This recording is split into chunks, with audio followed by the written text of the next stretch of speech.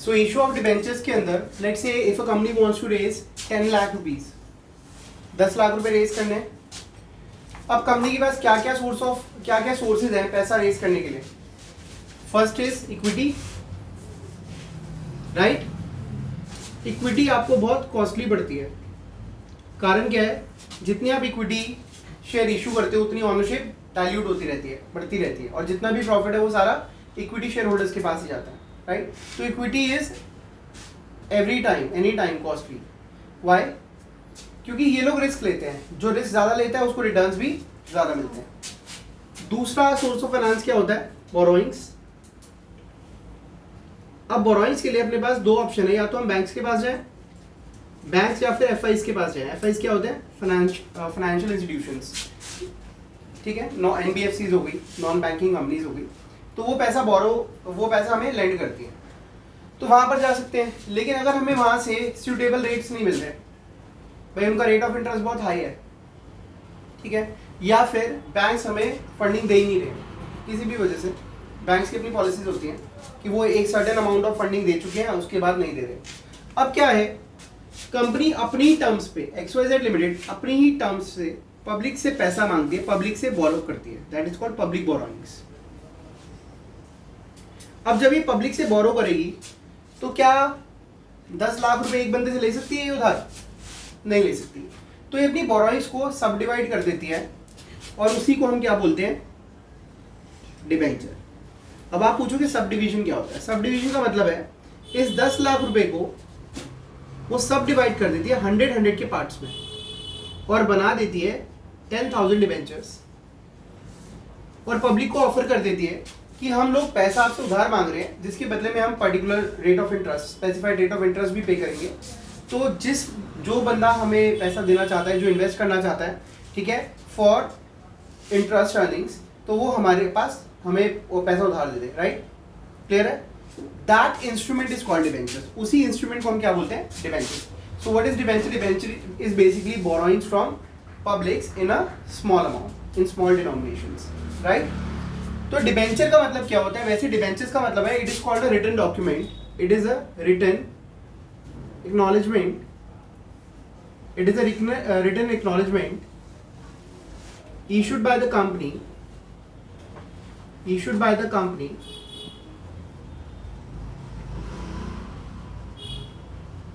stating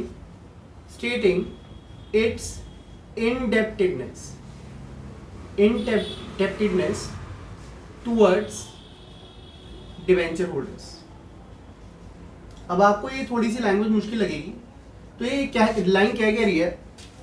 company एक कागज के टुकड़े पे, एक डॉक्यूमेंट पे लिख कर दे देती है कि मैंने इस डिबेंचर होल्डर से इतना पैसा उधार लिया हुआ, ठीक है।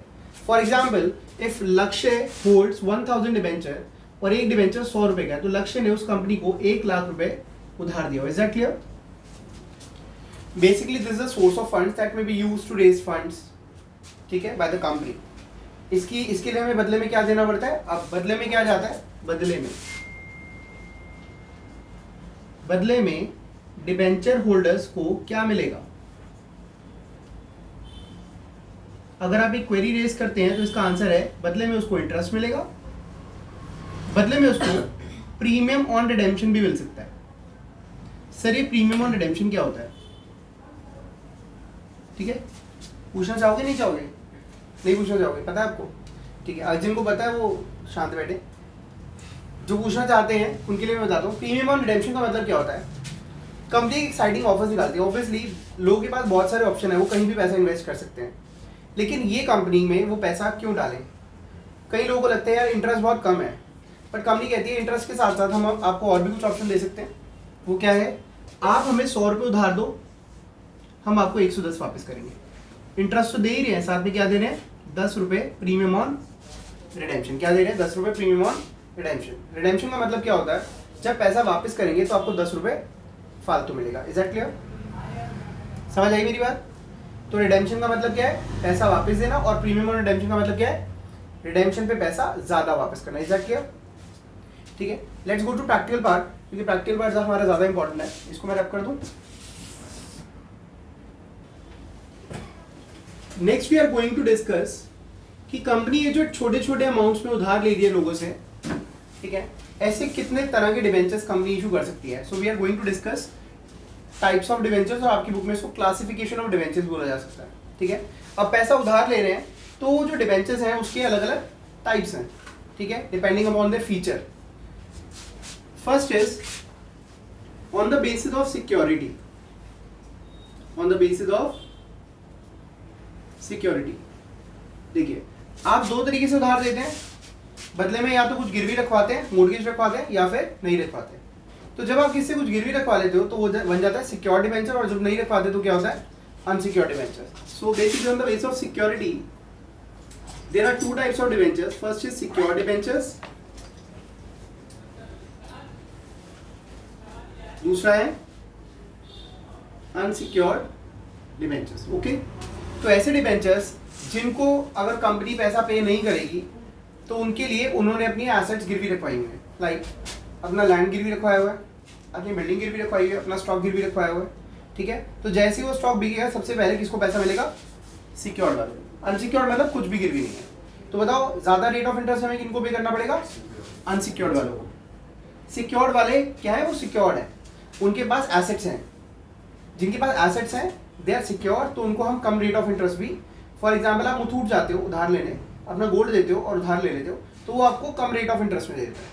लेकिन आप मेरे पास आओगे या किसी भी फ्रेंड के पास जाओगे तो आपको ज्यादा रेट ऑफ इंटरेस्ट डिमांड करेगा. ओके, तो सिक्योर्ड और unsecured. Next is on the basis of redemption. On the basis of redemption. आप रिडेम्पशन का मतलब क्या होता है, पैसा वापस करना, रीपेमेंट. ठीक है, क्लियर है. रिडेम्पशन मतलब पैसा लौटाना. On the basis of redemption, company ने डिबेंचर इशू करे और आपको बता दिया कि बेटा डिबेंचर होल्डर्स, हम आपको 10 साल बाद पैसा लौटा देंगे. तो ये डिबेंचर्स हो गए रिडीमेबल. क्या हो गए, रिडीमेबल, क्योंकि कंपनी ने अपनी टर्म्स एंड कंडीशन पहले फिक्स कर दी. ठीक है, तो मैं इसको सिर्फ थियोरेटिकली बता रहा हूँ, आप अपनी बुक से भी नोट डाउन कर सकते हैं. रिडीमेबल डिबेंचर्स ऐसे डिबेंचर्स हैं जिनका टाइम ऑफ रीपेमेंट फिक्स है. 5 साल बाद कंपनी पैसा वापस देगी, रिडीमेबल. 10 साल बाद वापस देगी, रिडीमेबल. 15 साल वापस देगी, रिडीमेबल. इरिडीमेबल कौन से होते हैं, जिनका टाइम फिक्स नहीं होता, टेन्योर फिक्स नहीं है.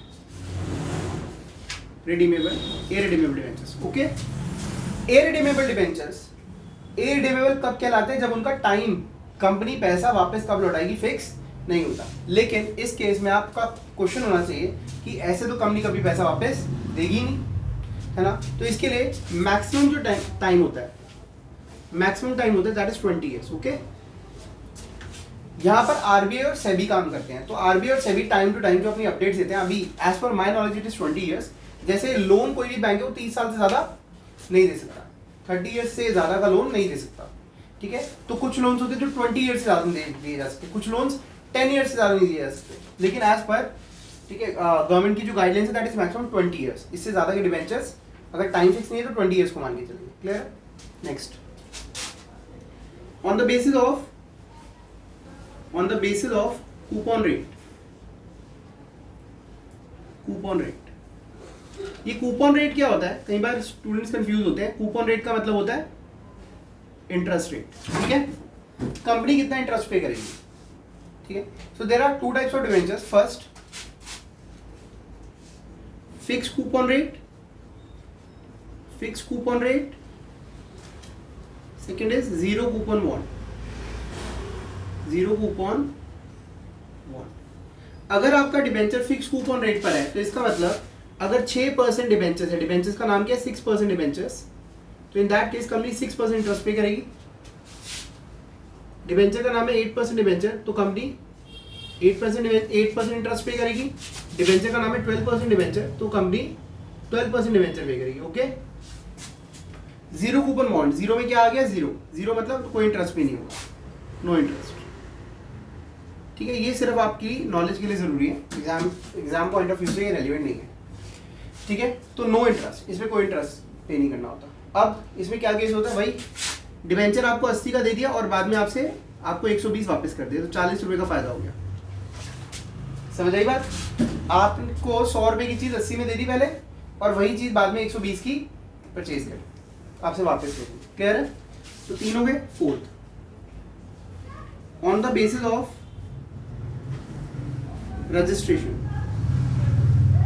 रजिस्ट्रेशन के बेसिस पे there are 2 types of debentures, registered और बियरर। आपकी जेब में जो 100 का नोट है उसको हम बोलते हैं बियरर करेंसी। क्या बोलते हैं? बियरर। ये करेंसी का ऑनर वही है who holds that currency. Okay, तो बियरर का मतलब क्या है? Who holds that debenture. Registered का मतलब क्या होता है? ऐसे डिबेंचर्स जिन पर जो रजिस्टर्ड होते हैं किसी ना किसी के नेम पर, ठीक है, वो ऐसे ही किसी को ट्रांसफर नहीं करे जा सकते। लाइक कंपनी ने मुझे डिबेंचर इशू कर दिए, अब इसके बाद क्या होगा? अगर मुझे किसी को ट्रांसफर करना है तो मैं उस ट्रांसफर डीड बनाऊंगा कि this person is X is transferring this to Y, right. और बियरर डिबेंचर में क्या होता है? किसी का कोई नाम नहीं लिखा होता, रजिस्ट्रेशन नहीं होती, जिस तो आप किसी को पकड़ा दोगे तो वो उसका हो गया। क्लियर है? तो वो अगर आप हैंड ओवर ही कर देते हो नॉर्मली तो वो डिबेंचर ट्रांसफर, ऑनरशिप ट्रांसफर हो जाती है। Is that clear? ठीक है। फिफ्थ,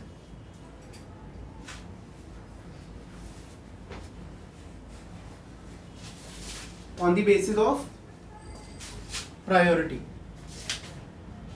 प्रायोरिटी के बेसिस पे देखिए, प्रायोरिटी के बेसिस पे there are 2 types of debentures. First is first class debentures,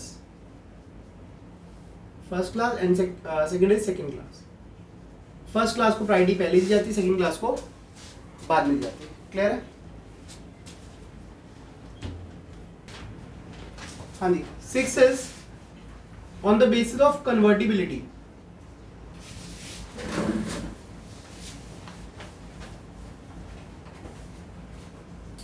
देखिए, डिबेंचर्स के थ्रू हम पैसा उधार ले रहे हैं, डिबेंचर्स के थ्रू हम पैसा उधार ले रहे हैं। अगर हम वो जो पैसा हमने उधार लिया हुआ उसके बदले में we can give them something else, हम उसको अपने शेयर्स दे सकते हैं या हम दोबारा से कोई और डिबेंचर दे सकते हैं, तो that debenture is called convertible. क्या बोलते हैं उसको? कन्वर्टिबल। लाइक मैंने 10 लाख रुपए उधार लिए, अब 10 लाख के बदले में 10 लाख मैंने उसको लौटाने हैं ना, तो अगर मुझे उसको सिर्फ कैश ही वापस करना है, कंडीशन है कि कैश ही वापस करना है, तो वो हो गए नॉन कन्वर्टिबल। क्या हो गए?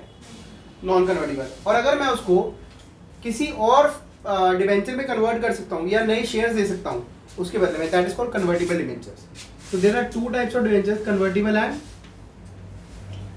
and non-convertible. Okay. So ये types of debentures हमारे covered है. So we are moving towards practical part. Okay. रब करो इसको. हाँ जी. अब हम practical part discuss कर रहे हैं. That is issue of debentures की journal entries. तो journal entries करने से पहले जैसे कि शेयर्स को हम फेस वैल्यू पे रिकॉर्ड करते थे, ऐसे ही डिबेंचर्स को भी हम हमेशा फेस वैल्यू पे ही रिकॉर्ड करेंगे। ठीक है? और वो फेस वैल्यू जनरली 100, 50, 10, 20, 2000 कुछ भी हो सकता है। जनरली इन मल्टीपल्स ऑफ 10 और 100 ही होता है। ओके? क्योंकि इजी होता है उतना पैसा लेना भी और वापस देना भी। तो यहाँ पर देखिए, जब हम डिबेंचर इशू करते हैं तो सबसे पहला पॉइंट हमें ये देखना है कि इशू ऑफ डिबेंचर्स में इशू प्राइस क्या हो सकता है। ठीक है? So there are 3 prices. First is issue at par, issue at par. Par का मतलब क्या होता है? When your issue price is equal to face value. इसका मतलब ये कि अगर डिबेंचर 100 रुपए का है, आप उसको इशू भी कितने पे कर रहे हो? 100 पे कर रहे हो, राइट? ठीक है। नेक्स्ट, अगर आप डिबेंचर का इशू प्राइस प्रीमियम पे रखते हो तो व्हाट डज इट मीन कि issue price is more than face value. Okay?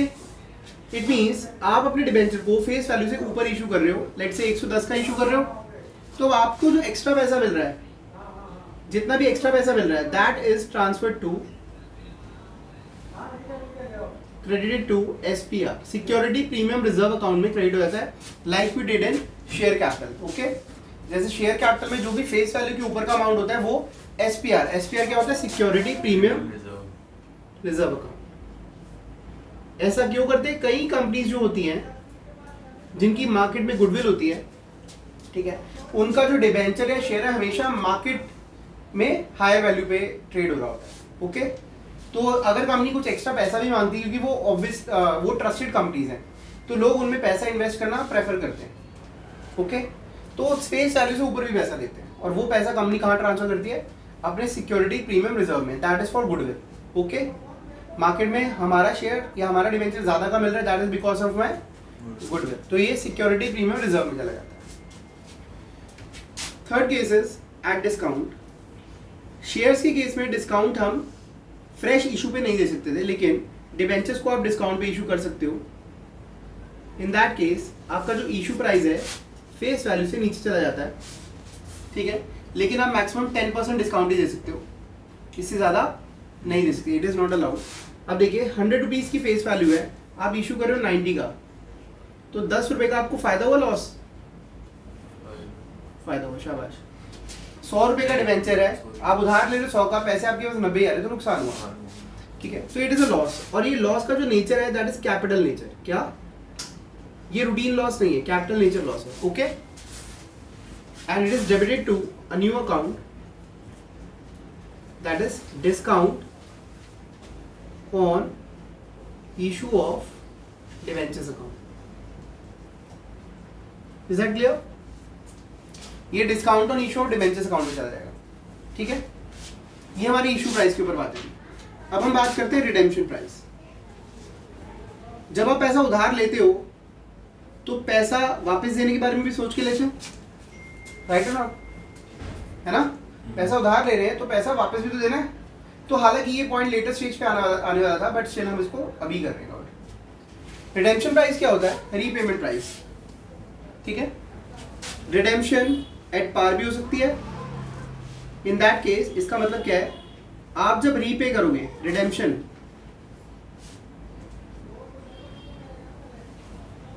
Price is equal to face value. अगर फेस वैल्यू 100 है, वापस भी 100 ही देने वाले, ज्यादा नहीं देने वाले। Second, redemption at premium. आपका जो रिडेम्पशन प्राइस है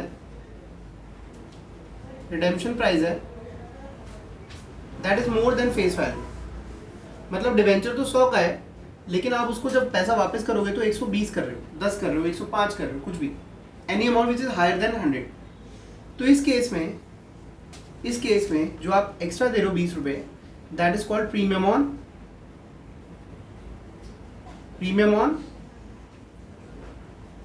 रिडेम्पशन। इसको हम क्या बोलते हैं?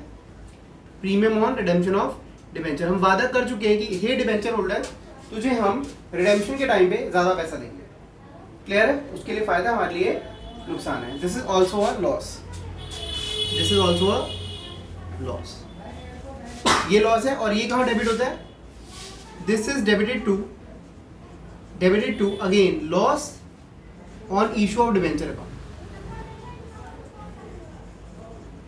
Loss on issue of debenture account. Sir ये डेबिट कब होगा? जब पैसा वापस देंगे, या आज ही? ये डेबिट कब होगा बताओ? ये लॉस जो है आपको कब पता चल गया कि ये लॉस होना निश्चित है? आज ही, या जब पैसा वापस होगे तब? आज ही पता चल गया। आज ही पता चल चुका है कि ये लॉस तो होना ही है, निश्चित है। आपने कमिटमेंट कर दी, हे डिवेंचर होल्डर, तुझे हम ये प्रीमियम देंगे। तो ये लॉस आपका आज तैयार हो जाओ इस लॉस के लिए। और ऐसा लॉस जो पहले से ही पता चल जाए कि होना ही होना है, उसके लिए क्या बनाते हैं? प्रोविजंस। क्या बनाते हैं? So make provision. पता है ना आपको कि कुछ समय बाद तो एक्स्ट्रा पैसा देना ही है, तो इस 20 रुपए को आप प्रोविजन बुक क्यों नहीं कर लेते अभी, है ना? तो उसको हम बुक भी अभी करेंगे। ओके, कब करेंगे? इशू के टाइम पे ही, ठीक है। मैं आपको छोटा सा एग्जांपल देता हूँ। दो लोग थे, एक था एक्स, दूसरा वाई। एक्स ने वाई से 1 लाख रुपए उधार लिए इस शर्त पे कि वो 10,000 रुपए वापस करेगा। तो बताओ उसकी लायबिलिटी 1 लाख हुई या 1,10,000? उधार तो 1 लाख लिया, लेकिन वापस करने की बात हो रही है तो कितना? 1,10,000 की बात हो रही है। तो लायबिलिटी कितनी हुई? 1 लाख, 1,10,000, 1,10,000, ठीक है। तो मतलब कायदे से 1 लाख तो वो लोन बुक करेगा ही करेगा, 10,000 वो प्रीमियम ऑन रिडेम्पशन की भी लायबिलिटी बुक करनी चाहिए, राइट? क्योंकि वादा कर चुके हैं। क्लियर है? तो अब हमें 1,10,000 की लायबिलिटी क्रिएट करनी है। तो ऐसे ही डिबेंचर्स में भी होता है, उस लायबिलिटी को हम क्या बोलते हैं, premium on redemption of debenture account. ठीक है, तो मतलब क्रेडिट होता है प्रीमियम ऑन रिडेम्पशन और डेबिट क्या होता है, लॉस। जब आपको कोई कभी ज़्यादा पैसा देना पड़ जाए वो लॉस है, ठीक है, और देना पड़ेगा वो क्या है, लायबिलिटी। तो एंट्री क्या होगी, लॉस टू लायबिलिटी। ठीक है, इसको नोट कर लो फिर आगे बढ़ाते हैं। देखिए अब इशू ऑफ डिबेंचर्स के अंदर we have two cases, issue of debentures for cash and issue of debentures for consideration other than cash. तो ये कंसिडरेशन अदर देन कैश वाला जो कॉन्सेप्ट है ये बिल्कुल शेयर कैपिटल से मिलता जुलता है। तो मैं इसकी जर्नल एंट्रीज आपको यहां करवा दूं। ठीक है, कंसिडरेशन अदर देन कैश में क्या होता है, first journal entry is for acquiring or purchase of asset और business। सबसे पहली जर्नल एंट्री क्या होती है, आप डिबेंचर इशू कर रहे हो क्योंकि आपने किसी पर्सन की, किसी दूसरी कंपनी की एसेट एक्वायर कर ली या फिर उसका पूरा बिजनेस एक्वायर कर लिया। तो उसकी जर्नल एंट्री क्या होती है, जब आप किसी भी कंपनी की या किसी भी पर्सन की एसेट एक्वायर करते हो तो एसेट्स अकाउंट डेबिट, परचेज कर लिया एसेट। अगर आप उसका पूरा का पूरा बिजनेस खरीद रहे हो तो उसकी लायबिलिटीज भी आपकी लायबिलिटीज के अंदर आ जाती है, आपकी लायबिलिटीज बन जाती है। Is that clear? ठीक है, और इसके बदले में जो आप उसको पैसा दे रहे हो that is credited to vendors account. Vendor is a person जिसका आप बिजनेस खरीद रहे हो या जिसकी आप एसेट्स खरीद रहे हो। ओके, क्लियर है? ध्यान से ये ध्यान रखना, यहाँ वेंडर्स अकाउंट में कौन सा अमाउंट क्रेडिट होता है, जो हमने उसको कंसिडरेशन देनी है, कंसिडरेशन पेएबल, कंसिडरेशन पेएबल मतलब जितना पैसा हमने उसको देना है। ओके, लुक हियर, 100 रुपए की एसेट थी और 40 रुपए की लायबिलिटी है। एसेट है 100 रुपए की, लायबिलिटी है 40 की, तो आप उसको कितना पैसा दोगे, 60 दोगे। देखिए इधर 100 की एसेट्स 40 की लायबिलिटी, कितना पैसा दे रहे हो, 60 दे रहे हो, बोथ साइड्स आर इक्वल। ठीक है, लेकिन अगर आप वेंडर को 70 रुपीज दोगे तो क्या होगा, कौन सी साइड ज्यादा हो गई, क्रेडिट साइड ज्यादा हो गई। इसका मतलब आप वेंडर को ज्यादा पैसे दे रहे हो, तो इसका मतलब ये है कि आप उसको गुडविल का पैसा दे रहे हो। ठीक है, 10 rupees will be credit to, will be debited to goodwill account. Okay done. ये सिचुएशन कब आएगी, जब आपकी कंसिडरेशन ज्यादा होगी नेट वर्थ से, एनडब्ल्यू से। What is NW, this is NW, net worth. Net worth क्या होता है, एसेट्स माइनस लायबिलिटीज। ठीक है, जो वर्थ होनी चाहिए वो 60 है और कंसिडरेशन जितना पैसा आप उसको दे रहे हो। डन है, क्लियर है? लेकिन अगर आप उसको 70 की जगह 55 रुपए दे रहे हो, ध्यान से याद रखना, 40 और 55 कितना हुआ, 95। Credit side is 95 and debit side is 100। ठीक है, तो अब क्रेडिट साइड 5 रुपए से शॉर्ट है। इसका मतलब आप उसको जो 5 रुपए कम दे रहे हो that is your profit। Worth थी 60, आप उसको दे रहे हो 55 रुपए, तो in that case that profit is transfer to capital reserve account. कहां ट्रांसफर होगा, कैपिटल रिजर्व अकाउंट, 5 रुपए। ठीक है, ये केस कब आएगा, जब आपकी कंसिडरेशन जो आप पे कर रहे हो वो कम होगी नेटवर्थ से। मतलब नेटवर्थ 60 है, आप 55 पे कर रहे हो, तो that 5 rupees capital reserve. Okay, वो प्रॉफिट है वो कैपिटल रिजर्व में जाएगा। Is that clear? Second entry, जो मेन एंट्री है फॉर इशू ऑफ डिबेंचर्स। अब आप डिबेंचर्स इशू कर रहे हो, डिबेंचर्स जिसको इशू करने हैं उसका नाम डेबिट हो जाएगा, वेंडर्स अकाउंट डेबिट, क्योंकि अब वेंडर आपकी लायबिलिटी नहीं रहा, कितना ही पैसा दे रहा है, वेंडर्स अकाउंट डेबिट। इसको बदले में आप डिबेंचर्स दे रहे हो, 2% डिबेंचर्स अकाउंट। ठीक है, one more thing to know, debenture 2 price मतलब 3 प्राइसेस पे होता है। अगर पार है तो यही वाला केस आ गया। अगर आप डिबेंचर को प्रीमियम पे इशू कर रहे हो तो इन दैट केस वो प्रीमियम का पैसा जो है कहाँ जाएगा, सिक्योरिटी प्रीमियम रिजर्व अकाउंट में जाएगा। ओके, और अगर आप उस डिबेंचर को less than face value issue कर रहे हो तो इन दैट केस वो पैसा डेबिट हो जाएगा, discount on issue of debentures account. Clear है? ये केस कब होगा? If issue price is less than face value. ये वाला केस कब आएगा? If issue price is more than face value. Okay, clear है? नोट करो। Issue of debentures for cash. We have two cases in issue of debentures for cash. बताओ ये दोनों cases कौन से होने वाले हैं? First is lump sum, second is installments. ठीक है, let's say face value debenture की 100 रुपये है। ठीक है, कभी भी कोई एग्जाम्पल हम लेंगे तो उसमें मान के चलेंगे कि फेस वैल्यू कितनी होगी? 100 ही होगी। डिबेंचर को आपने अगर एक ही बार में सारा पैसा मंगा लिया है, ठीक है, जो भी डिबेंचर होल्डर से आपने उनको ऑफर करा कि गिव अस 100 रुपीज, ठीक है, और हम उसको आपको डिबेंचर इशू कर देंगे, तो that is the case of lump sum. Okay, तो जर्नल एंट्री इस केस में क्या होगी? सबसे पहले लोग आपको एप्लीकेशन जब अप्लाई करेंगे तो पैसा देंगे, तो आपके पास एप्लीकेशन मनी रिसीव होगी for application money received. Same way जैसे शेयर कैपिटल करा था, बैंक अकाउंट डेबिट, ये सारा पैसा आपके बैंक अकाउंट के अंदर आ गया, एंड अभी आप डिबेंचर एक्सेप्ट नहीं कर रहे हो, अभी सिर्फ एप्लीकेशन आई है, तो in that case percentage debenture application and allotment account के अंदर वो आप पैसा क्रेडिट कर दोगे। Okay, once you accept this application money, इसको एक्सेप्ट कर लिया तो ये आपकी लायबिलिटी बन जाती है for application money received and debentures allotted. जब आप डिबेंचर अलॉट कर देते हो और एप्लीकेशन मनी एक्सेप्ट कर लेते हो, तो इन दैट केस जो आपने पैसा debenture application and allotment account में लगाया हुआ था वो ट्रांसफर हो जाता है परसेंटेज डिबेंचर अकाउंट में। ओके, क्लियर है? Now this is your liability. Done है? 100 रुपए आए पर डिबेंचर, 100 रुपए आपने उठा के कहाँ? लायबिलिटी में डाल दिए। ओके, लेकिन अगर 100 रुपए की डिबेंचर के 110 रुपए आ गए, this is case of premium. Debenture 100 का था लेकिन आपके पास पैसा कितना आ रहा है? पर डिबेंचर 110 आ रहा है, तो in that case this is case of premium, amount will be credit to SPR account 10 रुपए। ये कब होगा? जब आपका इशू प्राइस फेस वैल्यू से ज्यादा है। डन है? समझ आ रहा है? ध्यान आपको नहीं हो रहा है?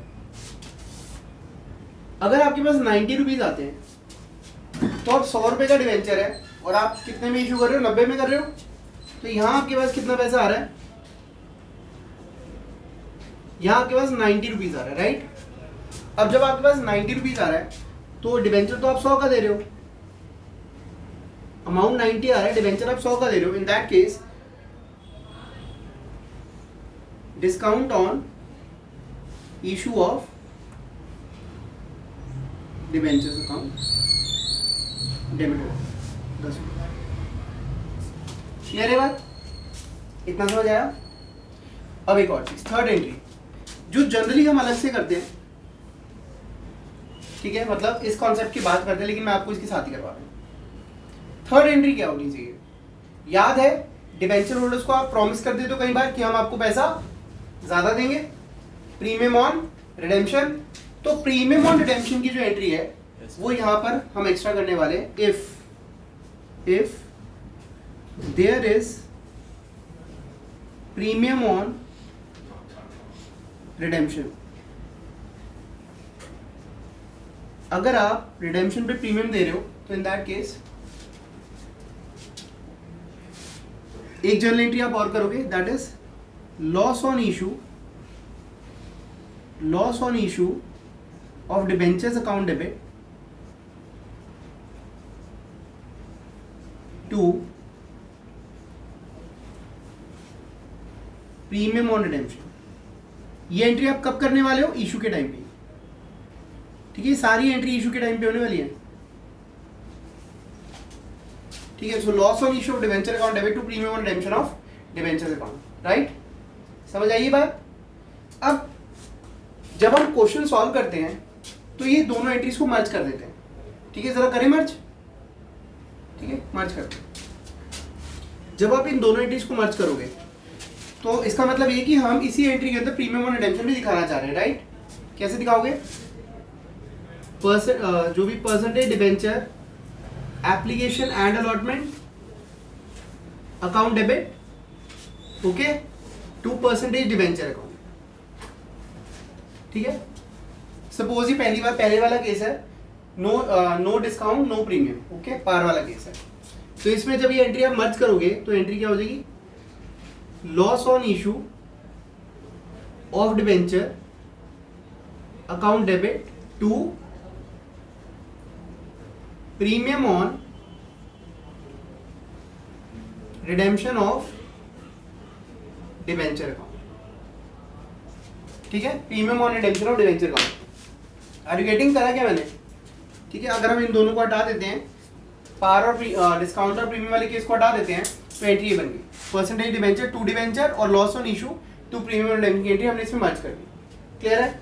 अगर प्रीमियम आता है तो इसमें प्रीमियम एसपीआर पेड हो जाएगा, और अगर डिस्काउंट आता है तो डिस्काउंट इसी में ऐड कर देना, आपको डिस्काउंट अकाउंट बनाने की जरूरत नहीं है। क्लियर है? डिस्काउंट और loss on issue of debenture both are similar terms. Discount और लॉस एक ही बात है। ठीक है, तो discount is also loss on issue of debenture. कई बार हम इसको लॉस ऑन इशू के नाम से भी लिखते हैं। क्लियर है? ठीक है, these are the entries for lump sum case, installment case we will do in next class. Thank you.